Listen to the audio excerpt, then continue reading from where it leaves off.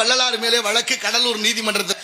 நீதிபதி வெள்ளக்காரன், வழக்கறிஞர் முத்துசாமி ஐயர், வழக்கு தொடுத்தவர் ஆறுமுக நாவலர். நான் நினைச்சேன் வள்ளலார் அப்படி என்ன தப்பு பண்ணாரு? தமிழ்நாட்டில் இருந்த மலையை புறா உடைச்சு மண்ணா வித்தாரா, இல்ல ஆத்து மண்ணள்ளி வித்தாரா, இல்ல பாட்டிலுக்கு 10 ரூபா கூட வச்சு வித்து தொலைஞ்சாரா, எதுக்கு அவர் மேல வழக்கு அப்படின்னு பார்த்தா அதை செஞ்சவன் பூரா இங்க வெள்ளையும் சொல்லியுமா மரியாதையோட தர்றேன்.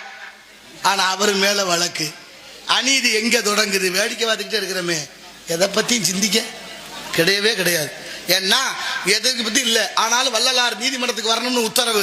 வள்ளலார் நீதிமன்றத்துக்குள்ள நுழைகிறாரு. உட்கார்ந்து இருந்த எல்லாரும் எந்திரிச்சு நின்று கும்பிடுறாங்க.